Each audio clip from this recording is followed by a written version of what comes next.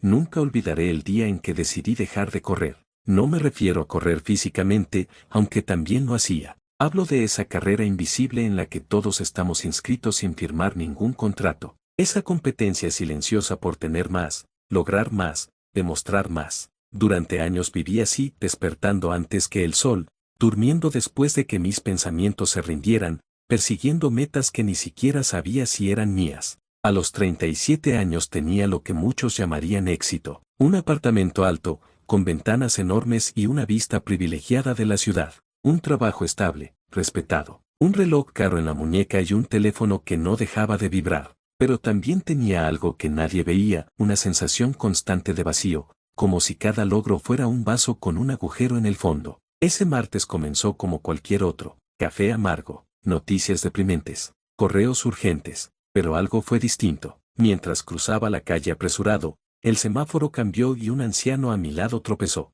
Nadie se detuvo, yo tampoco. Seguí caminando unos pasos más, hasta que escuché el golpe seco contra el pavimento. Me detuve, miré atrás, y por primera vez en años, no pensé en llegar tarde. Regresé, lo ayudé a levantarse. Tenía la mirada tranquila, casi serena. Me dijo algo que no entendí al principio: gracias por recordar que no siempre hay que llegar primero. No fue la frase lo que me impactó, sino el tono, como si no estuviera hablando del semáforo. Ese día llegué tarde a la oficina, y, curiosamente, el mundo no se derrumbó. Esa noche, sentado frente a la ventana, mirando las luces parpadear como estrellas artificiales, me hice una pregunta que llevaba años evitando: ¿para quién estoy viviendo? Y no supe responder. Ahí empezó todo. Hay algo inquietante en el silencio cuando uno deja de distraerse. Esa noche apagué el televisor, dejé el teléfono en modo avión, me senté en el sofá sin música, sin ruido, sin excusas.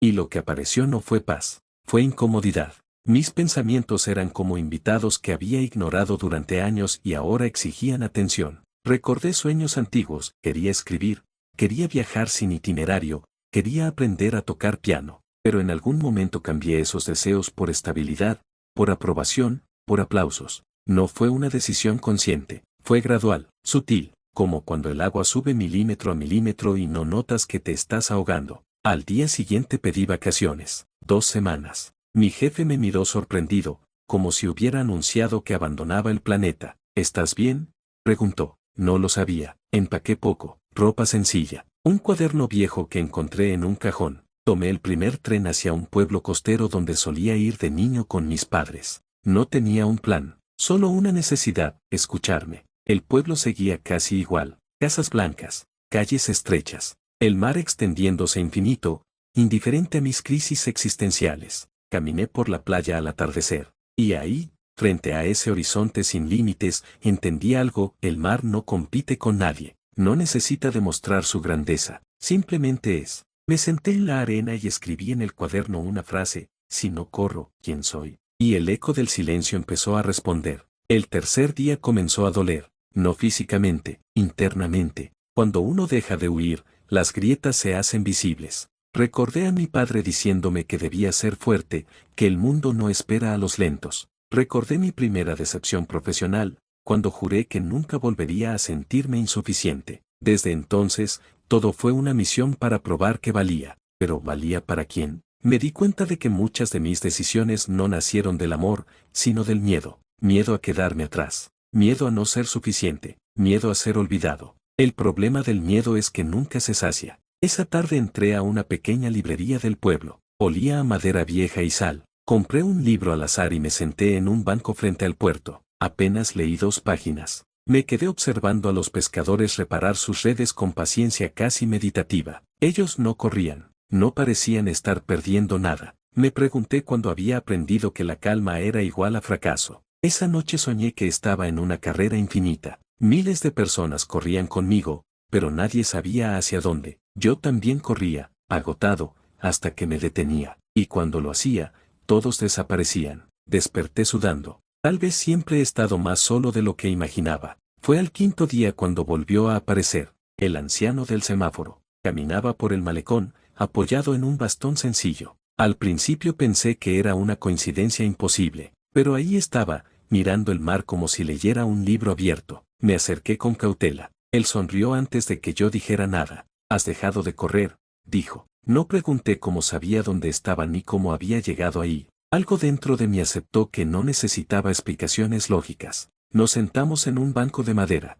¿Y ahora qué? Le pregunté. El problema no es dejar de correr, respondió. Es aprender a caminar sin miedo. Sus palabras no eran grandiosas, eran simples, pero tenían peso. Hablamos durante horas. Me contó que había sido arquitecto, que dedicó décadas a construir edificios enormes, admirados por todos. Pero cuando su esposa enfermó, se dio cuenta de que no sabía estar quieto, no sabía acompañar sin planificar, sin resolver, sin construir algo nuevo. Tuve que aprender a perder el tiempo, dijo, y descubrí que no se pierde, se vive. Esa frase me atravesó. Antes de irse, me dijo algo que marcaría el resto de mi historia: si quieres saber quién eres cuando no corres, tendrás que desarmarte, y eso duele. Lo vi alejarse lentamente, y por primera vez, no sentí prisa. Esa palabra comenzó a perseguirme: desarmarte. Nunca me había visto como alguien armado, pero al pensarlo mejor entendí que sí lo estaba, armado de títulos, de logros,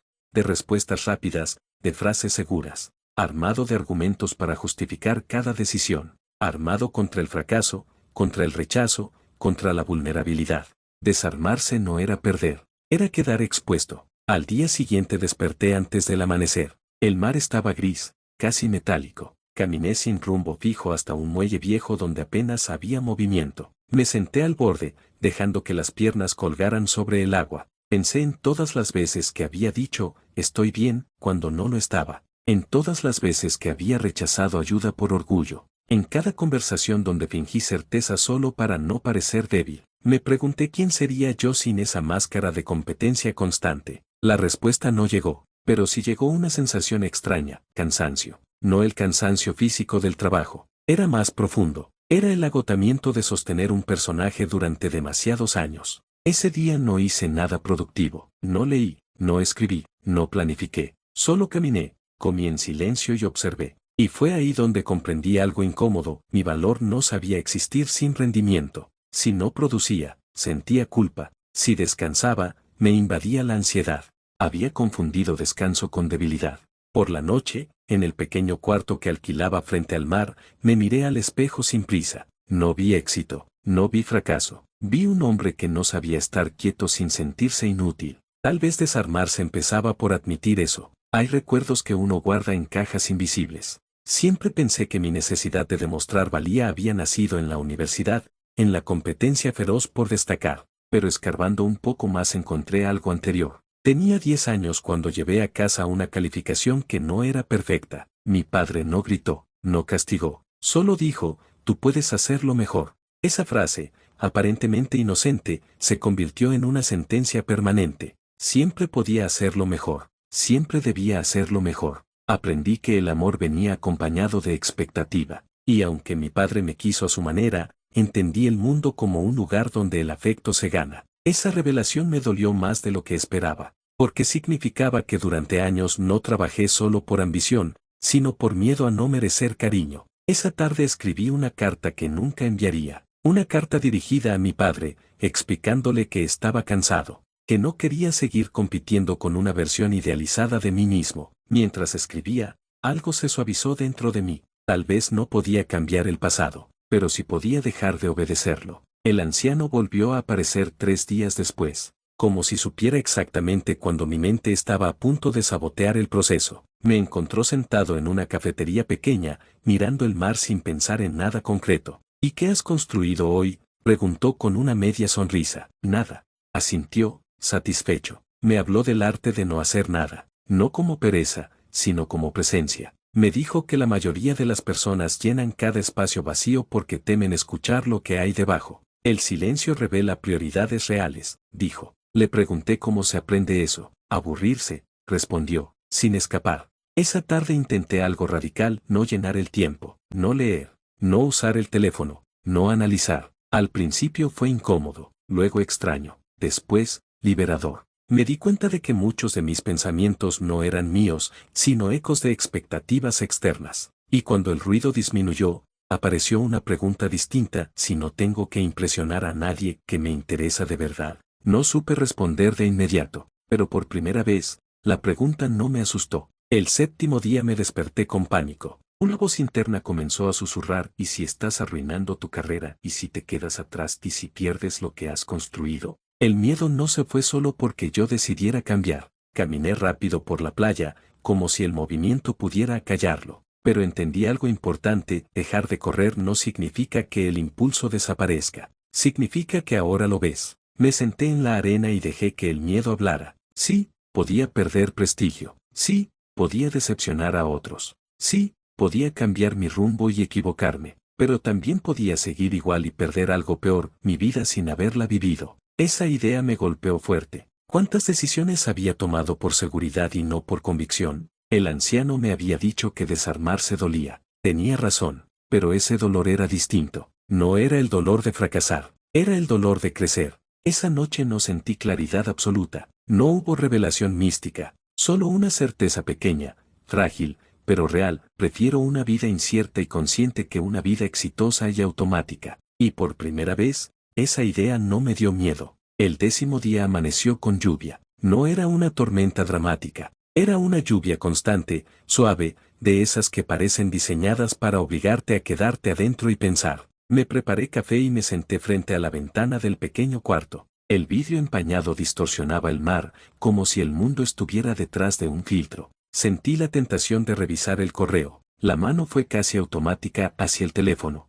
Me detuve a mitad del movimiento. Lo dejé sobre la mesa. Respiré. Ahí entendí algo incómodo: mi adicción no era al trabajo, era a la validación inmediata. Cada notificación era una microdosis de importancia. Cada mensaje urgente era una confirmación de que yo era necesario. ¿Y si no era? La pregunta no fue triste, fue vertiginosa. Si el mundo podía seguir funcionando sin mí durante 2 semanas, ¿qué significaba eso? Durante años me definí como indispensable, el que resolvía, el que anticipaba problemas, el que nunca fallaba. Pero tal vez no era indispensable, tal vez solo era eficiente. Y eso cambió algo, porque si no soy imprescindible, entonces soy libre. La lluvia continuó todo el día. No salí. Escribí páginas enteras en el cuaderno. No eran brillantes, no eran profundas, eran honestas. Hablé de mi miedo a desaparecer, de mi necesidad de dejar huella, de esa obsesión porque alguien, algún día, dijera mi nombre con admiración.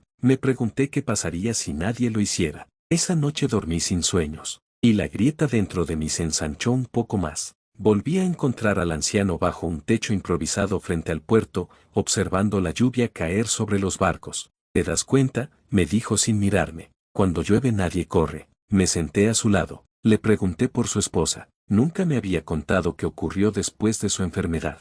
Guardó silencio unos segundos. Luego habló. Se fue lentamente, y yo no sabía cómo estar ahí sin intentar arreglarlo. Toda mi vida resolví problemas con planos, con estructuras, con cálculos, pero el dolor no se diseña. Me explicó que durante los últimos meses de vida de ella, intentaba llenar el tiempo con proyectos. Reformó la casa, cambió muebles, construyó un jardín. Era mi forma de no sentir, admitió, hasta que un día ella le tomó la mano y le dijo: no necesito que construyas nada, necesito que estés. Esa frase, según él, fue más devastadora que cualquier pérdida, porque entendió que sabía hacer muchas cosas, menos estar presente. Después de que murió, continuó, seguí construyendo edificios más grandes, más altos, pero cada piso era una huida. Lo miré con una mezcla de respeto y temor. Sentí que su historia era una advertencia. ¿Cuántas cosas estaba construyendo yo para no enfrentar algo más profundo? Antes de irse, dijo algo que se quedó conmigo todo el día: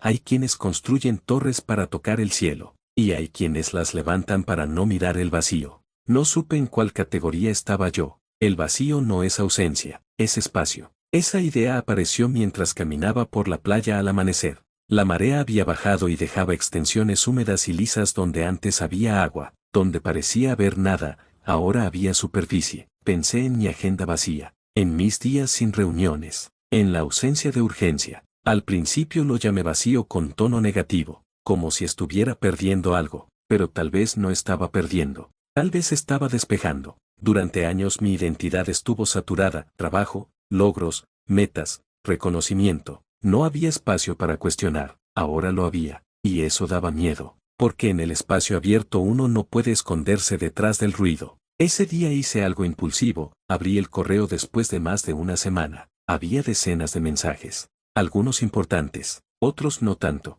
pero nada catastrófico. El mundo seguía en pie. Sentí una mezcla de alivio y desilusión. Una parte de mí quería que todo colapsara sin mi presencia, como prueba de mi relevancia. No ocurrió, y fue liberador. Tal vez mi valor no tenía que medirse por cuánto caos evitaba. Tal vez podía existir sin estar en el centro. Esa noche escribí una frase que subrayé varias veces: no soy el eje del mundo, y eso está bien. El día 12 fue distinto. No hubo crisis. No hubo revelación dramática, solo claridad tranquila. Caminé hasta el faro, el punto más alto del pueblo. Desde ahí la vista era amplia, abierta, honesta. El anciano ya estaba ahí. Ya sabes que no eres indispensable, dijo. Asentí. Entonces ahora viene lo difícil. Lo miré esperando una explicación. Si no trabajas por miedo, ni por validación, ni por demostrar nada, ¿por qué trabajarías? Esa fue la pregunta verdadera. No se trataba de abandonar mi vida anterior ni de convertirme en alguien completamente distinto. Se trataba de descubrir la intención.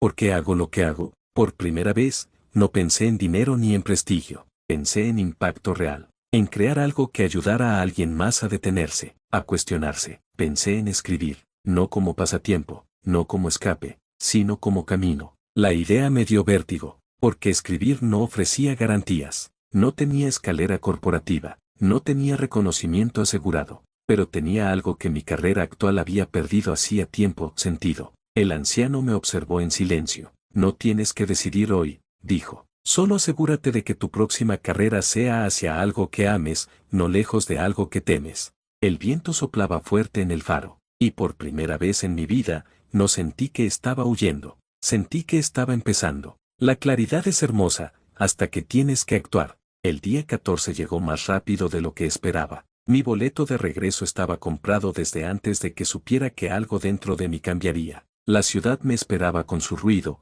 sus horarios, sus responsabilidades intactas. La noche anterior casi no dormí. Miraba el techo del cuarto y me preguntaba si todo esto había sido solo una pausa romántica, una fantasía temporal antes de volver a la realidad. El miedo regresó con fuerza renovada. ¿Y si en la ciudad volvía a correr sin darme cuenta? Al amanecer caminé por última vez hasta el faro. El anciano no estaba. Me senté solo, escuchando el viento. Por primera vez desde que lo conocí, tuve que sostener mis pensamientos sin su guía. Y entendí algo importante: él nunca fue la respuesta. Solo fue el espejo. No podía llevarme el mar a la ciudad, pero podía llevarme la conciencia que el mar me obligó a encontrar. Antes de subir al tren, escribí en el cuaderno una promesa sencilla: no volveré a vivir en automático. No sabía cómo cumplirla, pero sabía que no podía ignorarla. Cuando el tren comenzó a moverse, no sentí tristeza, sentí responsabilidad.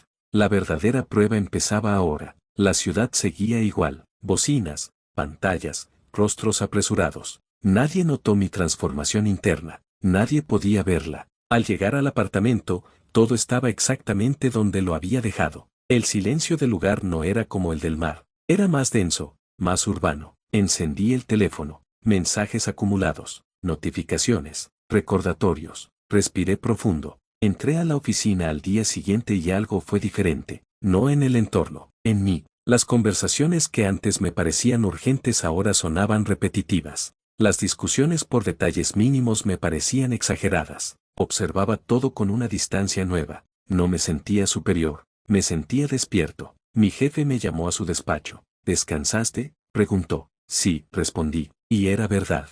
Me habló de nuevos proyectos, de oportunidades, de expansión. Antes esa charla habría encendido en mí una chispa competitiva. Esta vez escuché con calma. Por primera vez, no sentí que mi identidad estuviera atada a la aprobación que recibiera en esa sala. Salí de la reunión con una certeza incómoda: podía seguir ahí, pero ya no de la misma manera. La ciudad no se detuvo. Yo sí. No renuncié de inmediato. Eso habría sido impulsivo, dramático, y quizás otra forma de correr. En lugar de eso, tomé una decisión pequeña pero radical: reducir. Delegué más tareas. Rechacé proyectos que antes habría aceptado por ambición. Salía de la oficina a una hora razonable, aunque el impulso de quedarme seguía latiendo. Los primeros días fueron difíciles. Una parte de mí gritaba que estaba perdiendo terreno, que otros avanzarían más rápido, pero cada vez que esa voz aparecía, recordaba el faro, recordaba la lluvia, Recordaba al anciano diciendo que el problema no era dejar de correr,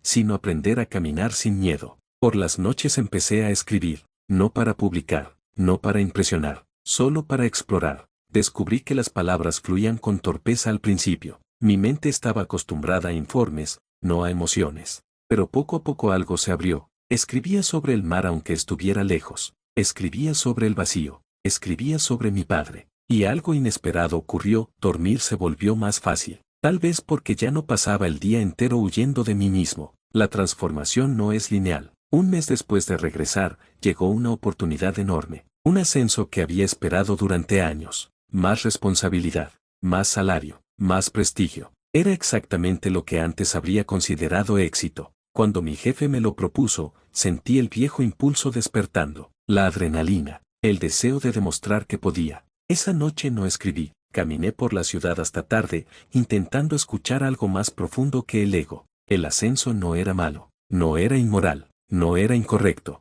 La pregunta era otra: ¿desde dónde lo aceptaría? Si lo tomaba por miedo a quedarme atrás, traicionaría todo lo aprendido. Si lo rechazaba solo para probar que había cambiado, también sería una reacción. Me senté en un banco del parque, mirando las luces reflejadas en el lago artificial. Entendí que crecer no significaba destruir lo anterior, significaba elegir conscientemente. Al día siguiente pedí tiempo para pensar. Mi jefe se sorprendió. Antes nunca habría dudado. Y en esa pausa, sentí algo que nunca había sentido frente a una decisión profesional: libertad. Pedí 2 días para decidir, no porque necesitara analizar cifras, no porque dudara de mi capacidad.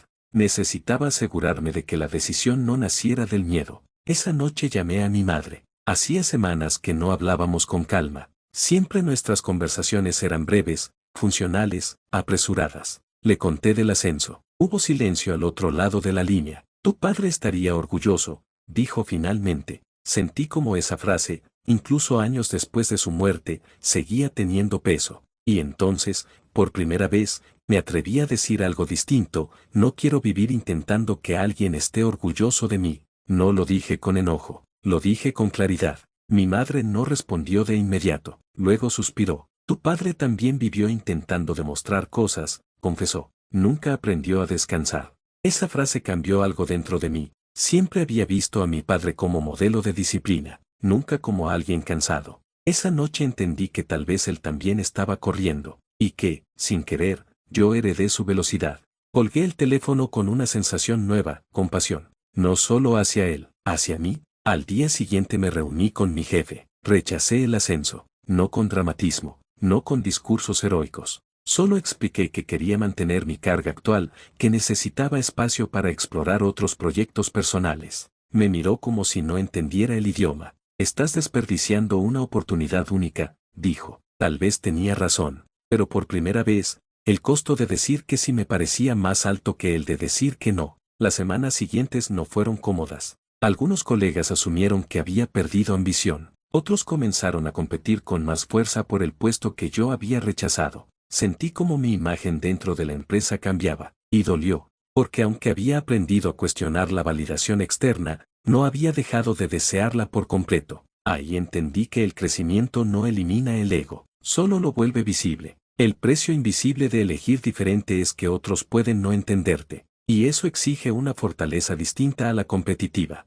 Exige coherencia. Una noche, mientras escribía en mi apartamento, recibí un mensaje desconocido. Era del pueblo costero. El anciano había fallecido. Me quedé inmóvil. El mensaje provenía de la dueña de la librería. Al parecer él había hablado de mí. Había mencionado que el hombre que corría regresaría algún día. Sentí un vacío real, no conceptual. Nunca supe su nombre completo. Nunca pregunté demasiado sobre su vida. Lo di por sentado, como si fuera eterno. Comprendí algo con crudeza: las personas que nos despiertan no siempre se quedan para ver lo que hacemos después. Viajé al pueblo ese mismo fin de semana. El mar estaba igual, el faro seguía en pie, pero el banco donde nos sentábamos parecía más pequeño. La dueña de la librería me entregó un sobre. Me pidió que te lo diera si volvías. Mis manos temblaron. La carta era breve. No había despedidas dramáticas. No había grandes enseñanzas nuevas. Solo una frase central: si estás leyendo esto, significa que entendiste que la vida no es una carrera.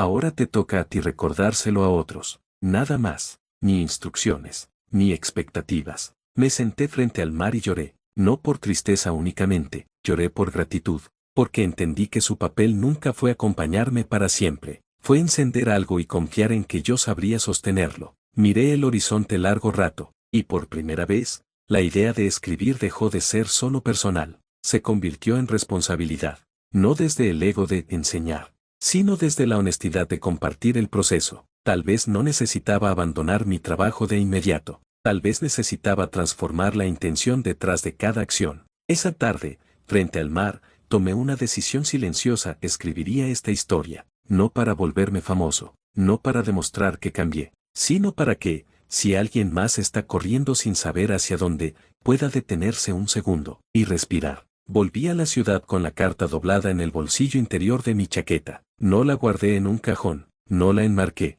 La llevé conmigo durante semanas, como un recordatorio físico de que lo vivido no había sido un sueño. Algo había cambiado. No en mis circunstancias externas, seguía trabajando en el mismo lugar, viviendo en el mismo apartamento, cruzando las mismas calles, pero la forma en que habitaba todo eso era distinta. Comencé a notar a las personas. Antes veía funciones, el colega eficiente, el cliente exigente, el asistente puntual. Ahora veía rostros cansados, miradas aceleradas, gestos tensos. Empecé a hacer algo simple: preguntar ¿cómo estás? Y esperar la respuesta real. Al principio nadie respondía con honestidad.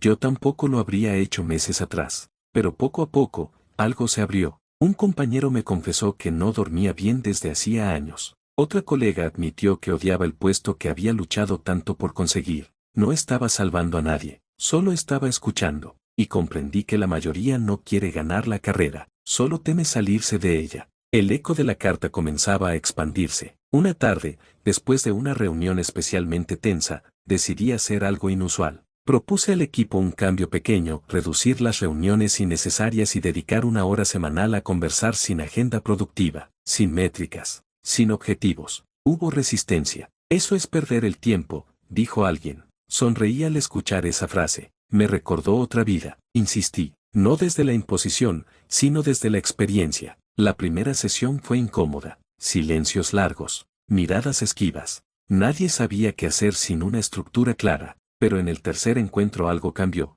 Uno habló de su miedo a fallar, otro de la presión constante por demostrar resultados. Alguien mencionó que llevaba años sin vacaciones reales. Era como si la grieta que se había abierto en mí ahora comenzara a abrirse en otros. Y entendí algo profundo: no era el único que estaba cansado. Solo era uno de los pocos que se había detenido lo suficiente para notarlo. Una noche soñé con él. No estaba en el malecón ni frente al faro. Estábamos en mi antiguo apartamento, sentados en silencio. ¿Quién eras realmente?, le pregunté en el sueño. Sonrió, y entonces entendí. El anciano no apareció por casualidad. No fue un guía místico ni una coincidencia imposible. Fue un espejo proyectado en el momento exacto en que estaba listo para verme. Representaba algo que yo mismo necesitaba desarrollar: la capacidad de detenerme antes de que la vida me obligara a hacerlo por pérdida o enfermedad. Desperté con una sensación clara: tal vez no importaba tanto quién fue él en términos biográficos. Importaba quién se convirtió en mí. A veces las personas llegan a nuestra vida no para quedarse, sino para activar una versión dormida de nosotros mismos. Y esa versión ya no podía volver a dormirse. Pasaron 6 meses. Mi escritura crecía, no en fama, no en reconocimiento público. Crecía en honestidad. Comencé a compartir pequeños textos en espacios reducidos. Sin estrategia, sin marketing, solo verdad. Algunas personas comenzaron a escribir mensajes agradeciendo. Decían que se sentían identificadas, que también estaban cansadas de correr. Eso me conmovió más que cualquier ascenso rechazado. Y entonces, sin dramatismo, sin discursos épicos, tomé otra decisión. Reduje mi jornada laboral a la mitad.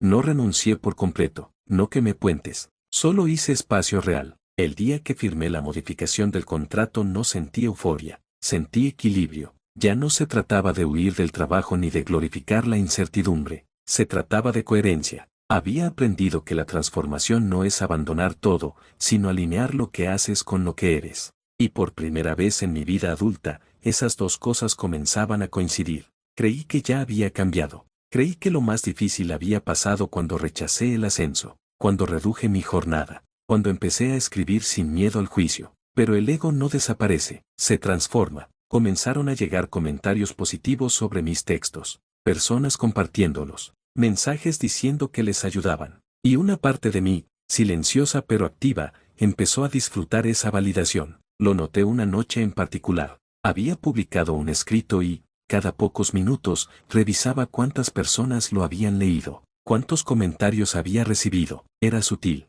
pero estaba ahí. El mismo mecanismo que antes buscaba reconocimiento profesional ahora buscaba reconocimiento emocional. Me reí solo en el apartamento. La carrera cambia de escenario, pero sigue siendo carrera si no estás atento. Apagué el teléfono, me senté en silencio, y me hice una pregunta incómoda. Si nadie leyera lo que escribo, ¿seguiría escribiendo? La respuesta tardó en llegar, pero cuando llegó, fue clara. Sí, porque escribir ya no era una estrategia, era un espacio de honestidad.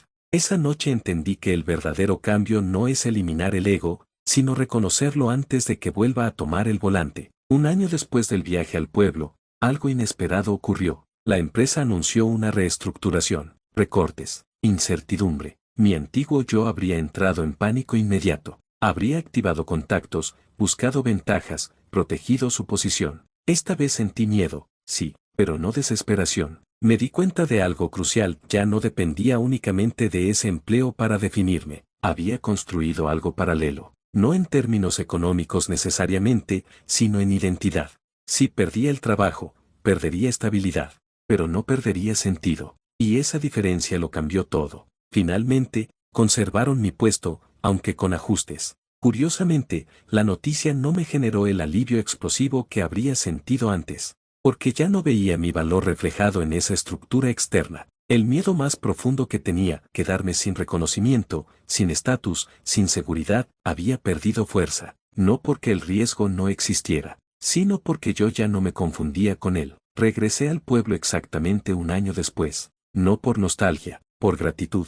El faro seguía ahí, firme frente al viento. Me senté en el mismo lugar donde había decidido empezar de nuevo. Saqué la carta del bolsillo. Estaba algo desgastada por el tiempo. La releí. Ahora te toca a ti recordárselo a otros. Miré el mar y comprendí algo que no había entendido antes. No se trataba de convertir mi experiencia en una lección universal. Se trataba de vivir de manera que mi propia presencia fuera un recordatorio, de caminar más despacio, de escuchar más, de trabajar con intención, de amar sin condiciones de rendimiento. El anciano no me enseñó a abandonar la vida moderna, me enseñó a habitarla sin perderme. El viento soplaba fuerte esa tarde, y por primera vez, no sentí que el horizonte fuera algo que debía alcanzar. Sentí que ya estaba exactamente donde necesitaba estar. Con el tiempo entendí que la transformación verdadera no se anuncia, no hace ruido, no publica comunicados. Simplemente se nota en los detalles, en cómo respondes cuando algo no sale como esperabas,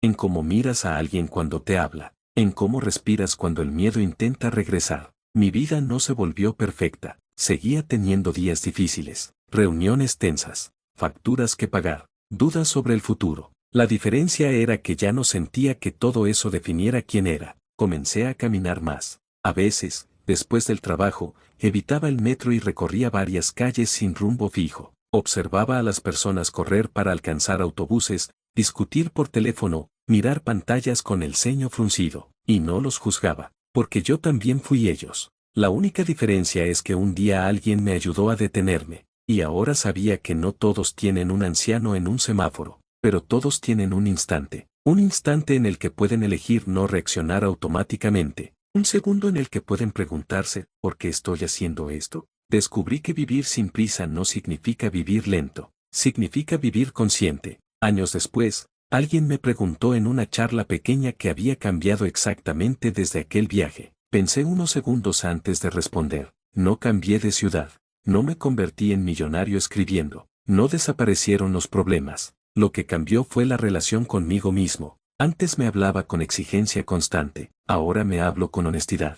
Antes necesitaba demostrar, ahora necesito comprender. Antes confundía movimiento con progreso, ahora sé que avanzar a veces es detenerse. La gente cree que las transformaciones son explosivas, que implican dejarlo todo atrás, pero las más profundas son silenciosas. Son decisiones diarias, pequeñas, casi invisibles. Decidir escuchar. Decidir descansar sin culpa, decidir trabajar por sentido y no por miedo, decidir amar sin condiciones. Eso fue lo que realmente cambió. Y ese cambio no terminó en el faro. Sigue ocurriendo. Cada día. Si has llegado hasta aquí, quiero hablarte directamente. Tal vez estás corriendo. Tal vez tu agenda está llena, tus metas claras, tus logros visibles. Y, aún así, hay algo dentro de ti que se siente vacío cuando todo se queda en silencio. No te voy a decir que renuncies a tu trabajo. No te voy a decir que abandones tus ambiciones. No te voy a decir que huyas al mar. Solo te voy a decir esto: detente un momento. No por obligación, no por moda, no por filosofía. Detente para preguntarte si la dirección en la que avanzas es una elección consciente o una inercia heredada. Pregúntate si estás construyendo algo que amas, o levantando torres para no mirar el vacío. Yo no dejé de trabajar, no me convertí en alguien extraordinario. Simplemente dejé de correr sin saber hacia dónde, y cuando lo hice, descubrí que la vida no era una competencia, era una experiencia. El anciano me dijo una vez que aprender a perder el tiempo era, en realidad, aprender a vivir. Tardé años en entenderlo. Hoy lo sé. No necesitas ganar la carrera. Necesitas saber por qué te mueves. Y si algún día, en medio del ruido, sientes que algo dentro de ti pide silencio, escúchalo. Puede que ahí comience tu verdadera historia.